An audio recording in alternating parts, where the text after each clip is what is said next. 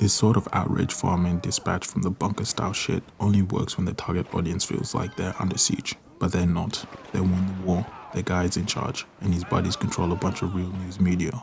They don't need shit like the Daily Wire anymore. Anyone who's still huffing the rage gas has moved on to much worse and more inflammatory people.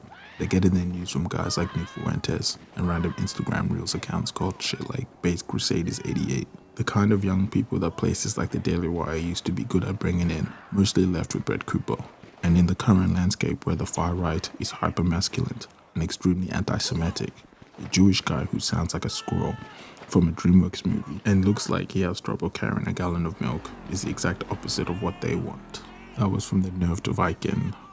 If you don't know who we're talking about today, we're talking about Ben Shapiro and his collapsing media empire.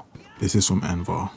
My theory is, when the conservatives aren't in power, they need people like Shapiro to drive their narratives. When they get power, the useful tools are a liability for them to stay in power, and they get put in an arm's length. They lose their backers that inflated their numbers in the first place, and everything crashes back down to earth for them. The hooded Master Sin writes, "He's a prime twat waffler. The market is also 100 times more saturated than before. Shapiro used to be a shocking owned you channel. Now you can find 100x channels just like him." The Fat Chef 321 writes, "Shapiro thought he was being welcomed by the intellectual elite, when in reality they were all laughing at him. He lost the red hats when he went against Trump, and now he has got nobody. The Trumpism isn't an ideology, it's a cult of personality." Mr. Monster 459 writes, "Modern conservatism is 100% reactionary. It depends on them having enemies that they need to defeat. Now that they defeated all their enemies, i.e. the transgender athletes, the Haitians who thought they were eating their dogs, the illegal immigrants who were stealing their jobs, they have nothing to fight back now. The same reason why the Turning Point USA peaked with Charlie's death and is already losing relevance today." We continue. Reader F52 writes, "The collapse of the Daily Wire can be seen as the dire warning for traditional Republicans. Young conservatives are now looking on as the Iran war rapidly devolves into a quagmire and seeing all the damage it has wrought. The view is an outgrowth of Israeli foreign policy. They don't like it, and in a post-Trump future, they'll have little desire to repeat this interventionism. Like the Republicans of yore, Shapiro's Republicans could go extinct entirely."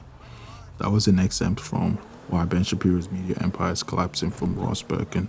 So it's specifically because of Shapiro being pro-Israeli, not because he's obnoxious. I did enjoy the fact that his recent video has less than 10,000 views, despite him having over 3 million subscribers. He earned a media conglomerate network, extremely influential right-wing pundits that funneled hundreds of millions of dollars into a diverse range of propagandist media projects.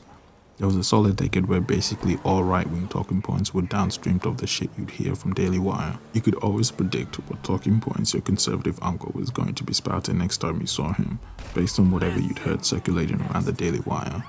Daily Wire was a titan in the right-wing media space, and it's actually kind of shocking how fast it's all falling apart. The 1XC dude writes, "Because he helped the racists become mainstream in the conservative sphere of influence, which eventually led to the anti-Semitism. Eventually all conservatism eats their own because the system is tearing each other down, not lifting each other up." Atlas Abel writes, continuing on to the last one, "It's always crazy to me that Ben Shapiro, a Jew, wanted to encourage white nationalism in the country that he lives.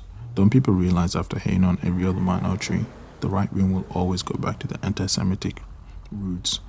Everyone could see this coming, but him." Kurashish 1000 writes, "He's losing his audience to even more right-wing people, like Nick Fuentes, Candace Owen, and Tucker Carlson. So yeah, it's nice for his downfall, but we're just gonna be dragged into an even worse shit."